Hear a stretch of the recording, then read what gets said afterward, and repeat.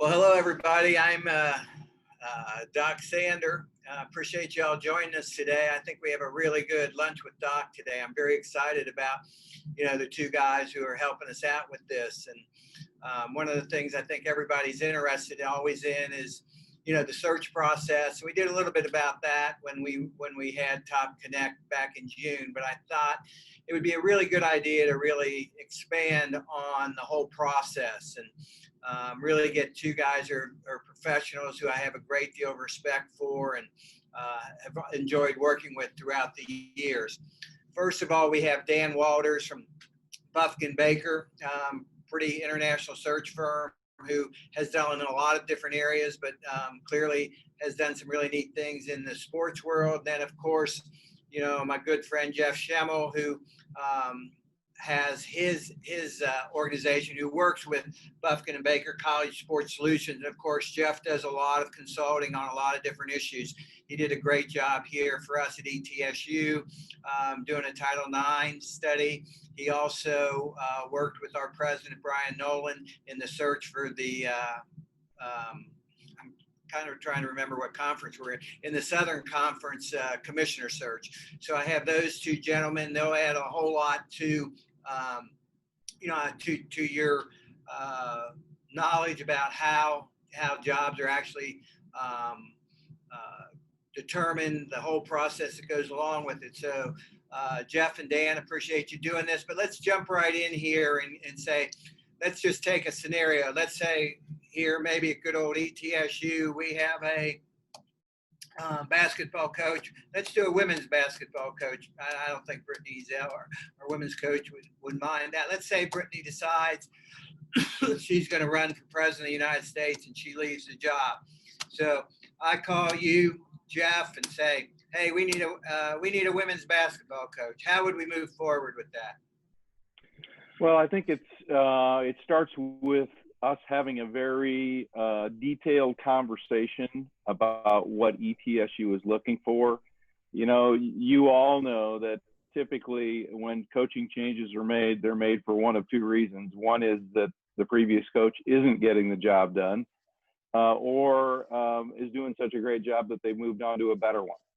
So we really want to know the circumstances, what the institution is looking for, what the athletic director thinks are the assets and liabilities, and certainly a focus on what particular traits they're looking for, what history a coach might have that would fit ETSU in this example. I think it starts there. We obviously have our job is always to know who the best coaches might be, whether those are head coaches that might be looking for a better position, or all of you assistant coaches who are ready to become head coaches. And particularly in your case, I think it's really incumbent upon us as search firm consultants to know you guys, know who you are, know what you've done, know the success that you've had in the programs you've been at, and then match your skill sets and your history with what ETSU would be looking for. I'm sure Dan's got some thoughts too.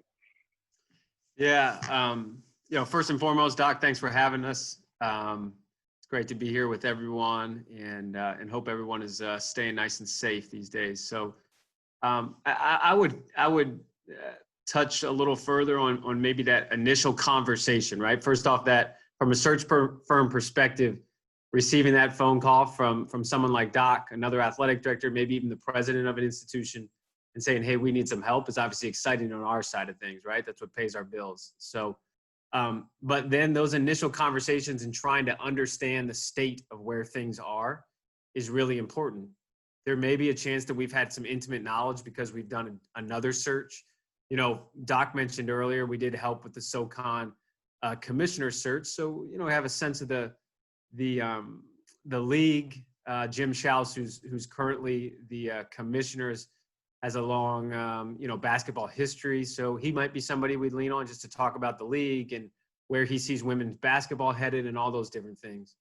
But then the intimate knowledge within the institution and specifically the athletic department is really important, right? So having that discussion with Doc and Scott, and then President Nolan, and some other leaders on campus to understand exactly what they're looking for, what maybe were the shortcomings of the coach that's leaving, or what that coach did really, really well because they moved on to, say, that Power 5 job or whatever was the next step for them. So I think that first, day or two for us as search consultants is super important. It's frankly a tremendous amount of listening, but trying to understand it as intimately as we can to not only help lead and add value, but also be able to explain the opportunity to candidates, right? Because we want to be open and honest to potential candidates, so they're not either led to believe that this opportunity is something different than what it actually is, and to really facilitate that, information gathering and understand who's truly interested. So I'll kind of leave it at that. I mean, the next steps are trying to build that candidate pool. I don't know if you want us to get into that or not, Doc. You're on mute, Doc. When you guys get that call, how difficult is it? I know if you're working with a private university, that's one thing. Their regulations may not be as tough. But I mean, sometimes working with a state institution, how much do you really have to deal with, the HR people at the institution? Will you do that, or is that pretty much not your purview? I'll start if you don't mind, Jeff. I mean, at the end of the day, search is a extension of HR, right? So I think it's going to depend institution to institution. There may be somebody within the department that may be the liaison to HR, and there may be some specific regulations, processes that we have to follow and understand before we start searching and initiating conversations as well as receiving information from candidates. So all these searches are different. They have a lot of different paths to success, but yeah, there may be some specific communication with the HR side of things on campus. It just depends maybe where our fee is coming from too, because if it's coming from, an athletic fund somewhere, sometimes the HR side of it is not as important. So Jeff, I'll let you chime in. Yeah, and I think, and I see Amy Folan's on here. She knows this as well as anyone. The process has become much better, I believe, particularly at public institutions. We all know, particularly in football and the two basketballs, that time is of the essence on a search. And we try to get the best person for that job in as quick a time as we can. And so I think many institutions, most institutions, and really it probably is true of most head coaches, particularly at Division I, that the HR people understand that the process must be much quicker than a normal university process, and typically those HR issues have been already worked out by the institution before we get started. We certainly have to ask the question and make sure we jump through any hoops that there are. And those are typically timing issues, how long it has to be posted before you can offer, those sort of things. We have to be wary of those in every case. But in most cases, the institution has that in hand before we get started. Well, one of the questions that I think always puts people, who are maybe interested in a position, a couple things are, first of all, how comfortable does somebody need to be when they're dealing with, guys like you and Dan, of throwing their name into the hat and having it getting out publicly, because they may not want, their current situation to be impacted by looking for another job. Well, I'll go first this time, Dan. I think in the case of assistant coaches, if your head coach isn't supportive of you being a head coach, sometime along the way, I'd say get a new boss, because I think in your cases, And in every case, even when I was an athletic director, I was hoping and trying to help the people that work for me to become ADs. And I think that's true of most head coaches. They support you. They want you to become a head coach. When that becomes an issue, a lot of times, Doc, is when there's a head coach that is interested and does not want that to be known. I think that's much more prevalent than an assistant coach who really has built a resume that gets him or her ready for a head coaching job. So how confidential is this, though, Dan? How confidential is it? I mean, I remember, when, Jeff Capel worked for me at VCU, and Jeff, search firm called him and they said, you need to come to Atlanta. We got 5 people we're bringing in. And Jeff basically said to me that the search firm told him that if he told anybody and the name got out, they would automatically throw him out of the pool. So that put a horrible pressure on me because, Jeff said to me, Doc, I need you to do me a favor. You can't tell the president because, you know how the president is. He'll go up to the local, fancy Commonwealth Club and he'll tell everybody that I'm involved with this job at Oklahoma.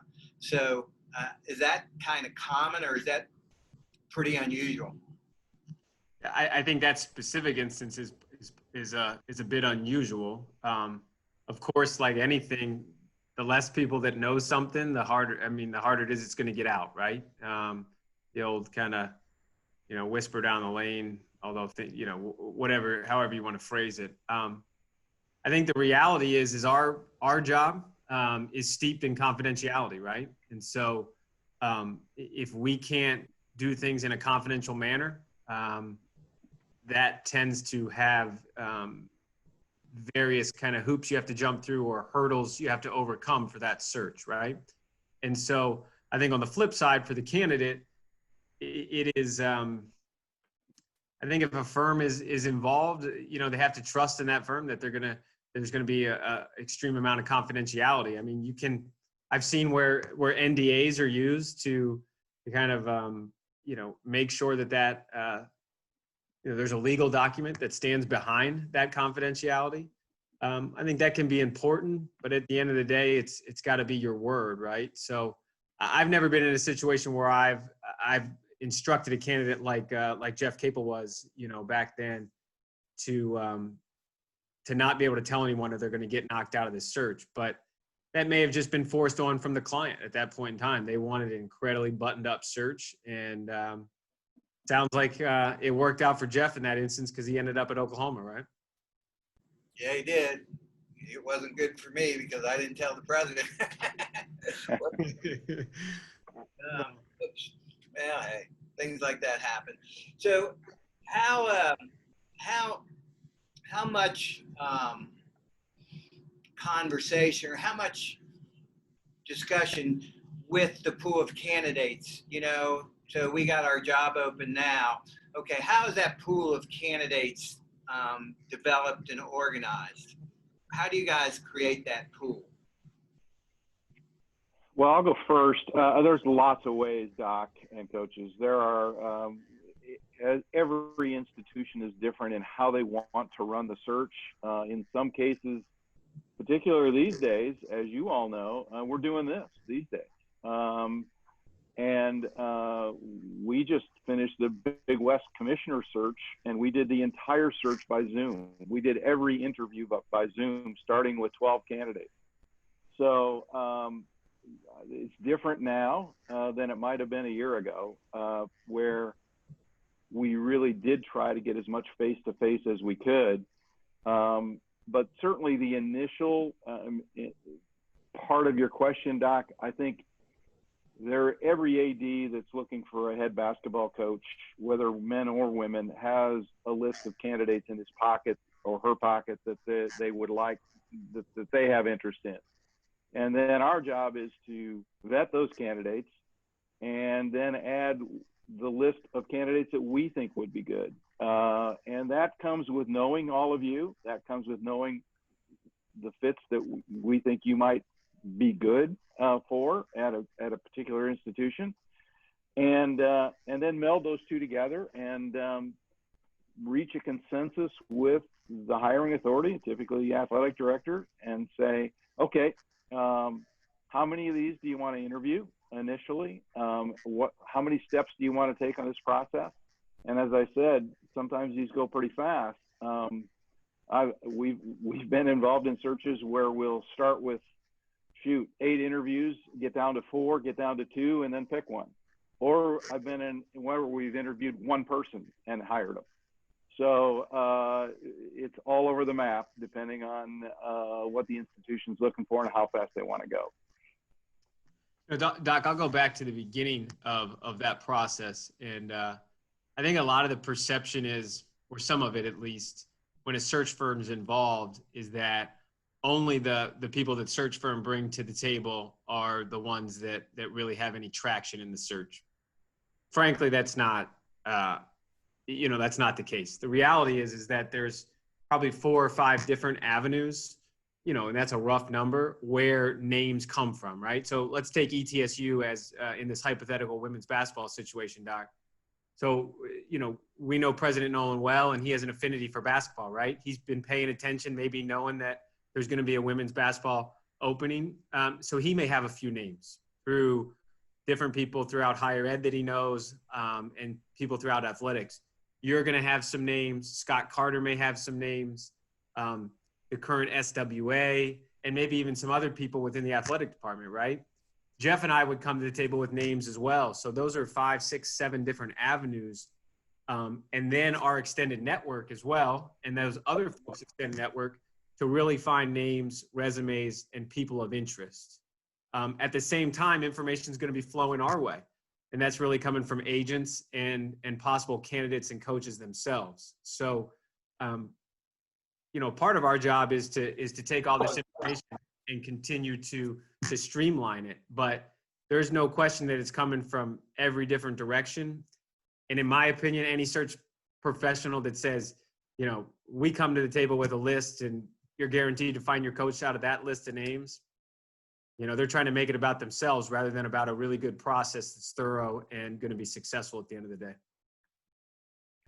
And Doc, I would add one other thing. I know some of you have agents, but I would encourage each of you to, if you see a job that you think for one reason or another you have interest in and you think it would be a good fit, you should never hesitate to apply or contact Dan or me or both of us. And certainly you all know that have agents, once we have a search, particularly in football or basketball, we are inundated with agents who have prospects for us. So that part of the process requires us to vet as well. But again, I would encourage each of you to be enthusiastically go after a job if you think it's a good fit for you. So you feel that if somebody really wants a job, you feel comfortable with them contacting, you or Dan directly? Absolutely. Yep, absolutely. So you don't mind somebody reaching out to you. Well, let me ask you a question prior to, right now, there's no jobs open. What about, and I don't want to put more pressure on y'all, but do you like to know coaches? Do you like to get to know them? Do you like when they reach out to you so that you kind of know them and have a little bit of a feel for who they are? In my case, for sure. In fact, ironically, at 1:00 Eastern time today, I'm having a Zoom call with a group of coaches who are represented by a particular agency who I'm just going to get to know them, and we're going to talk through maybe some of the same topics we're talking about right now. So I think yes, it's always good for us to get to know you guys, for sure. Yeah, I mean, I'd say the exact same thing. I've got some coaching years in my former life, and I like talking coaching and all those different things, and hear, you know, various philosophies, and just get to know somebody personally. So there's multiple guys that are on here that I've had discussions with and had really nice in-depth discussions at that. So happy to help and, you know, talk shop at the end of the day. So I've got a couple questions here. I have one from Raheem Mapp, and he says, please speak on preparation for the candidates. What are some things that you like or dislike when it comes to the interviews? I see that question here. I'll go first. Preparation can't be overstated, all of you. Do your homework on the institution, number one.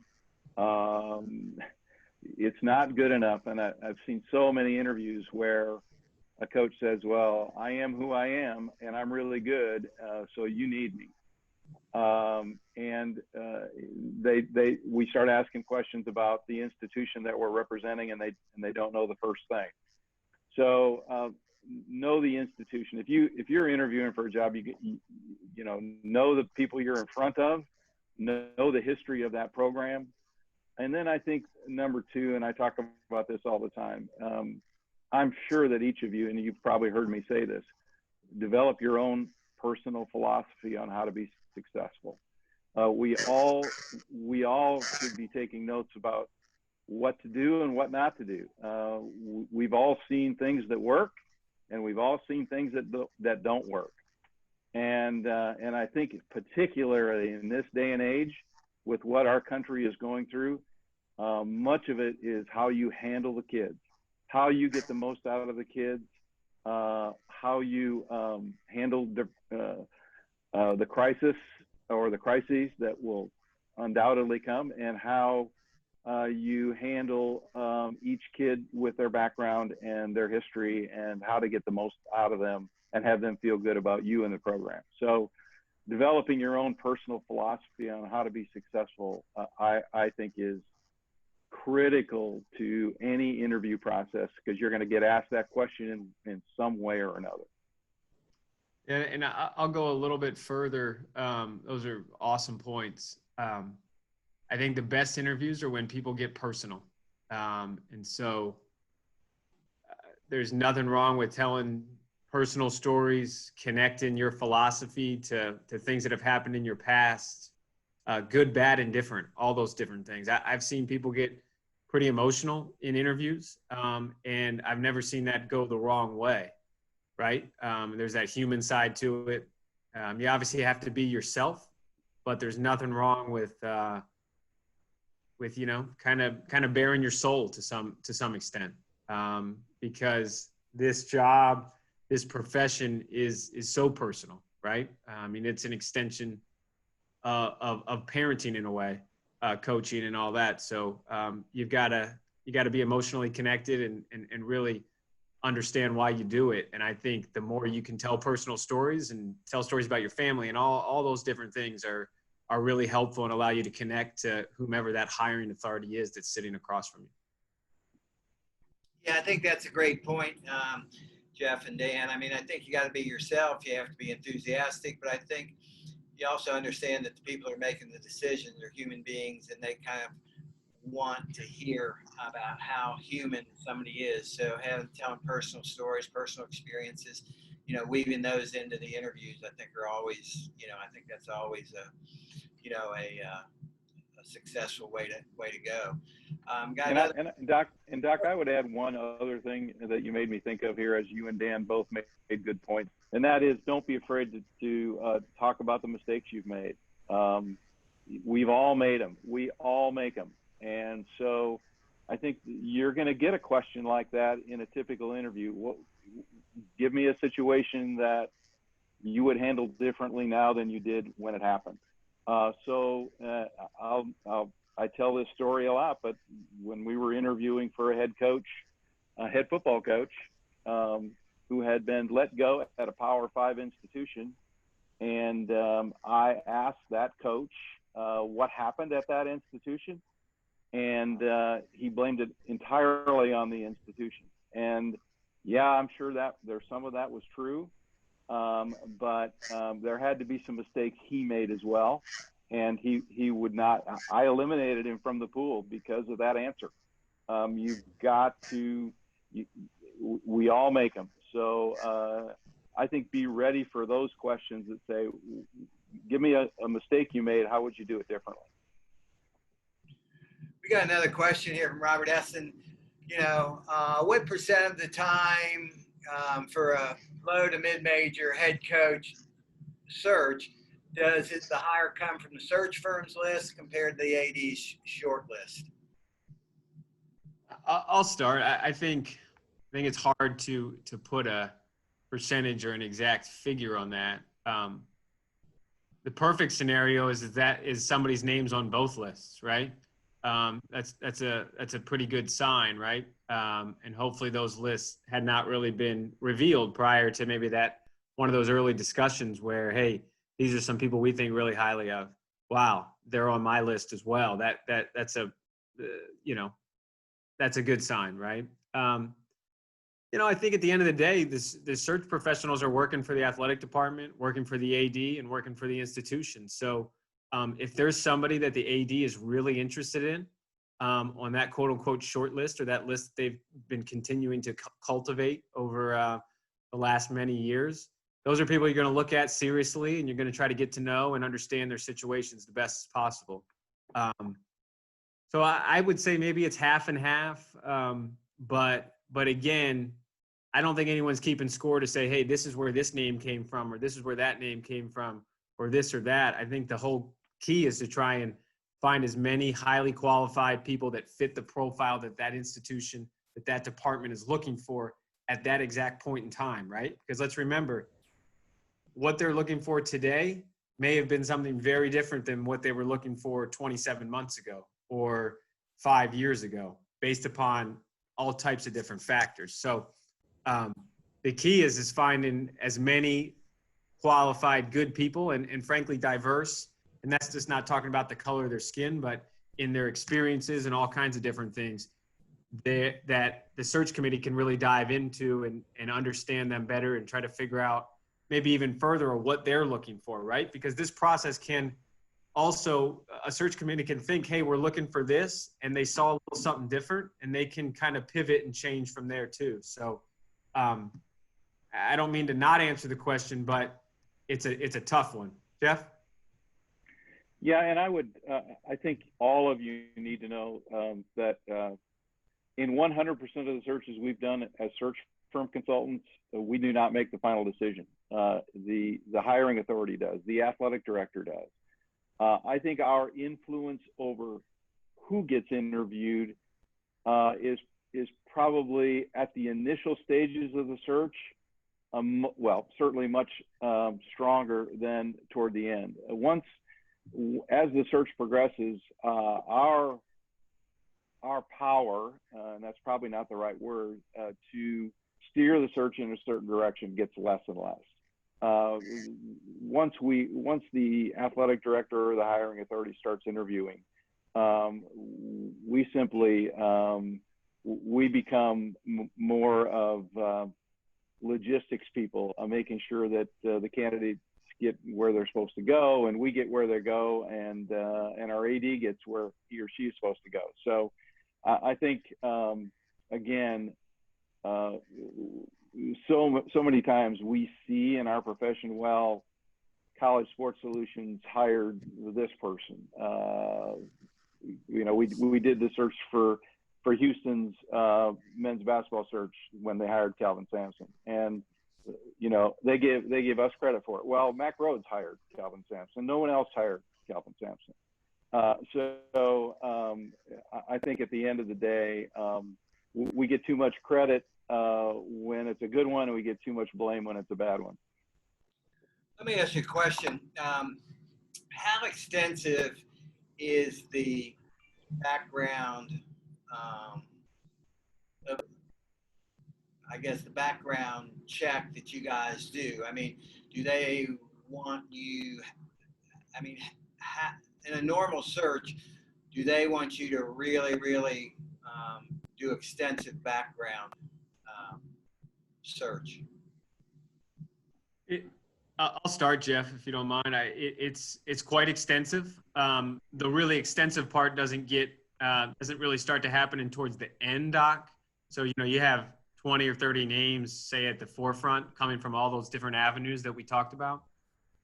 You're not going to start doing extensive background checks on each of those people. You are going to talk to a bunch of people in the space and people that that may know that person, worked for them, played under them, worked alongside them, all those different things.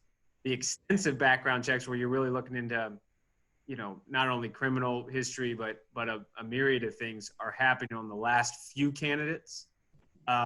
And those are really important in today's day and age because it's our job to find any, at the end of the day, skeletons that are in the closet. So. And I think it's good to distinguish between vetting candidates, which we do right from the beginning, and we are really, that's a very important function for us, is to vet candidates and make sure those candidates are going to be a good fit for that institution. And then, as Dan said, as we get toward the end, we will do what we call official background checks. We'll check on criminal behavior or that sort of thing. And we extend that now, and you guys all know how pervasive social media is these days. And so we have someone who will go into social media and the internet, and that might even be beyond any criminal behavior or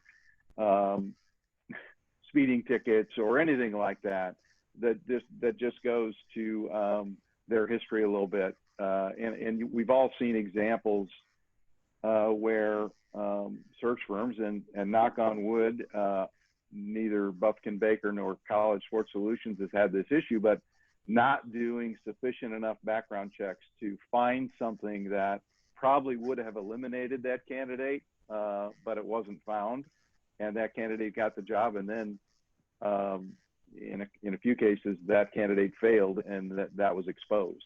So it's a very important piece of what we do.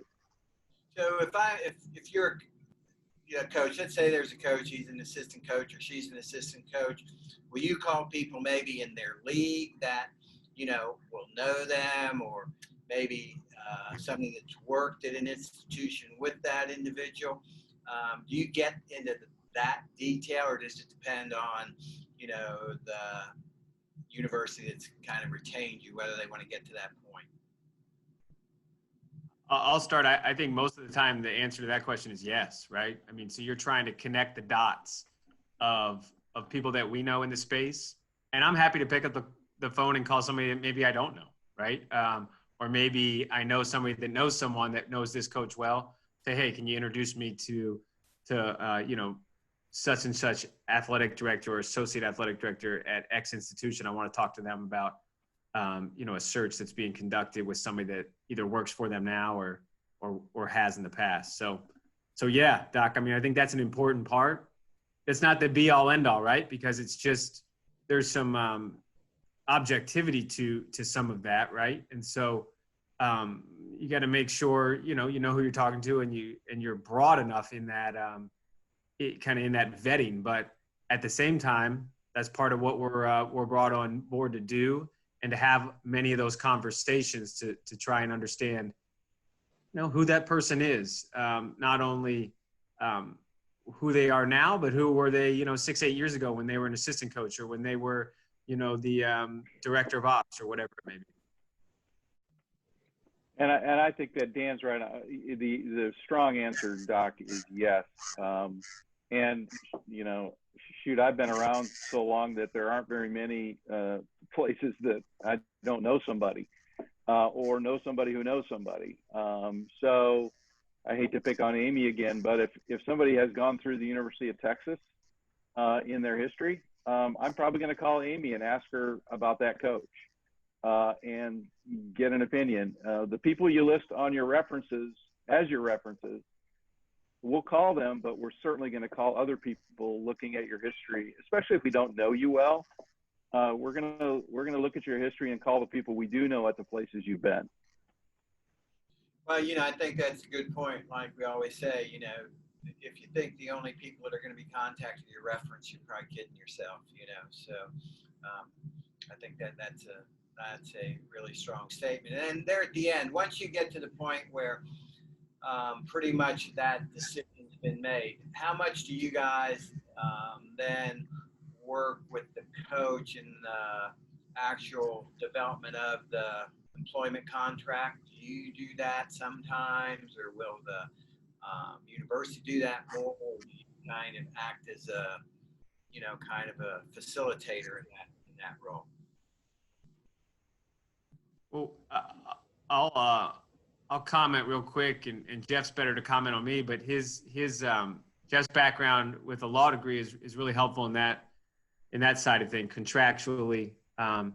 Remember our bills are being paid, or our fee is being paid per the institution, right? So we're definitely going to have discussions and probably do some research, aggregate some data from a compensation perspective on maybe where they fall or where they want to be versus their competition, and then maybe those next couple levels or places they're trying to get to. So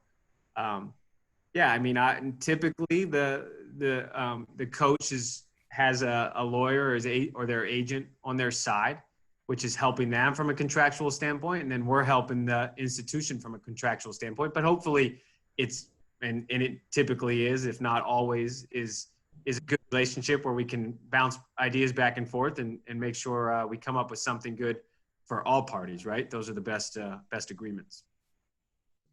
Yeah, and we always offer that service to our clients. Some take us up on that and some don't. Certainly what Dan just said, in almost every case, we'll give them to do the research to give them information on particularly similar institutions or other institutions in that conference, what they're paying their head coaches. And so that information typically, especially for public institutions, is readily available. So we'll do that. But we've been involved in searches where, and I would say most of the searches, when it gets down to negotiation with the candidate, the athletic director and his or her staff kind of take over that. But certainly there have been, I can think of a handful of institutions and conferences, quite frankly, that we were the liaison. We did negotiation back and forth between the two parties and got them together. So it's again, what the client wants to do. Yeah, I think we got one more question. We got Raheem, and I think this is a good question that everybody kind of needs to know. How open are you guys with feedback about the process for candidates if they don't get the job? Is it immediate in terms of here's what you did well, here's what you may need to work on? Or do you not see your role? No, I think that's an easy question. Kind of like very similar to, hey, do we want to hear from coaches, and will we have a conversation way prior to a search coming about? And the answer is absolutely. Happy to discuss, happy to give feedback, and have that open and honest conversation, right? Because the reality is coaches are in this to make their players better and afford them opportunities and help them grow, right? And so I kind of see our role as having an opportunity to try to help that coach grow, if there were maybe some things that they maybe they didn't touch on or that they didn't handle as well as they could have throughout the process. So hopefully we're so busy that it takes a few days for us to get back to them, based just upon workload and bandwidth. But absolutely, I think that's definitely part of our role to give feedback and help maybe paint the picture or the path forward to better interviews and hopefully that next opportunity down the road. I just echo what Dan said. We really think that's important for us to give you some feedback. We might, and as Dan said, we might not be able to do it right away because we're finishing up that search or doing something. But typically with me, if the request is made by any one of you about, can you give me a report card on how I did on the interview, we'll schedule a call and we'll talk about it. So, you know, if we're involved in one of those processes and you don't get the job, we are happy to give you our thoughts on how you can interview better. Well, that's great. You know, I think those are great words of wisdom from, you know, two guys who have done a lot of this and have helped a lot of people along the way. So I think we probably ought to close up, try to keep this about 40 minutes. But, you know, Dan or Jeff, any final thoughts for these guys and gals? I'll start. I'll let Jeff tie it all together. But, you know, I think one thing, if you're interested in an opportunity, I think there's sometimes this, this thought process that you have to have a lot of people go to bat for you and all that. And of course that's important, but if you're really interested in an opportunity, in my opinion, pick up the phone and call the athletic director, right? And say, I'm interested to be your next coach. Be very blunt about it, forthright. If a search firm is involved, call that search firm and give them, you know, your exact same thoughts. There's nothing wrong with your agent trying to connect dots and help on the back end, and maybe a few people that you really trust and know that can tell your story well. But the person that can tell your story the best is you, because you know it through and through. So I don't think that it always has to be an intermediary or somebody that you feel like is very influential. There's nothing wrong with picking up the phone and sending that email. I'd do both, and saying, hey, I want to be the next coach at your institution because of X, Y, and Z. So if there's one that's out there, go get it. Don't be, you know, make it happen. And I just had two thoughts. One is a little bit of a takeoff on what Dan said. The first is, I'm sure all of you do this, but you should never hesitate to ask for more duties, more responsibilities from your head coach. Anything you can add to your resume, and you know, whether it's media opportunities, other stuff that might actually be off the court that you would be interested in doing that the head coach typically does. I think anything you can do to expand that resume is good.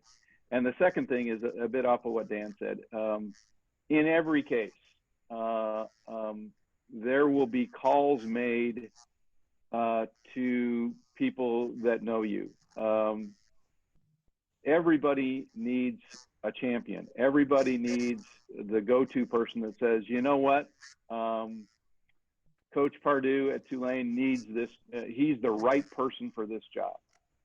And that champion means a lot. So each one of you, whether it's your current head coach, your athletic director, or someone else that you've worked for or worked with, know who that champion is, because there may come a time when you may ask that champion to give that athletic director who's looking for a call, ask that person to give that athletic director a call. And so know who that champion or champions. You don't want to have too many of them because you can do overkill, but know who the best person is in your background to make that call. Yeah, I think what Jeff said is really important there. And the best person, I know me personally, when I was an AD, I tell that story all the time, where I think when I hired, I don't know who I hired, somebody, Jeff or Shaka or Anthony or one of those guys. I mean, I'd have, you know, Dean Smith or John Thompson. They would call on behalf of somebody. Well, I didn't know John Thompson or Dean Smith. So, you know, when my secretary told me they called, I said, well, good, you know, tell them we're interested in playing a home-and-home series. You know, I'm not really all that interested in who they're trying to push into our job.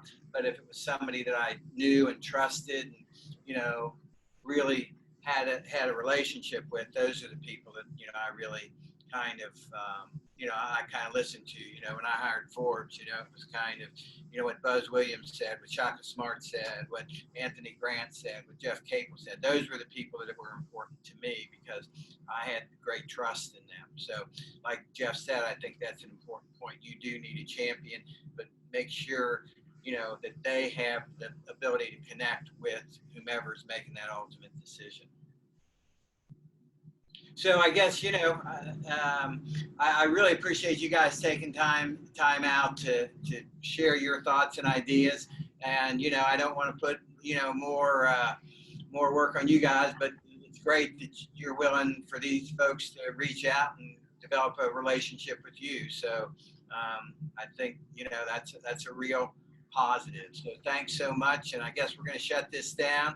I'm just going to say that our next lunch with Doc, we're going to have some basketball officials. We're going to have 2 basketball officials with the whole idea of, as the head coach, what do officials, what do they think of head coaches? How do they feel about how coaches act on the sidelines, and give you some guidelines as to what their expectation is for a head coach and what they think really, things they've seen that really are detrimental to, the head coach, and things that have been really positive. So I think Rick Boyages, who is, I think Deputy Commissioner of the Big Ten, who also oversees the refereeing in maybe 6 different conferences, he's going to line up 2 top-notch officials to talk about that. So I think that'll be interesting, and I think it'll be very valuable. So let's shut down. Like I said, thanks, Jeff. Thanks, Dan. Appreciate you guys. It's always good to see you.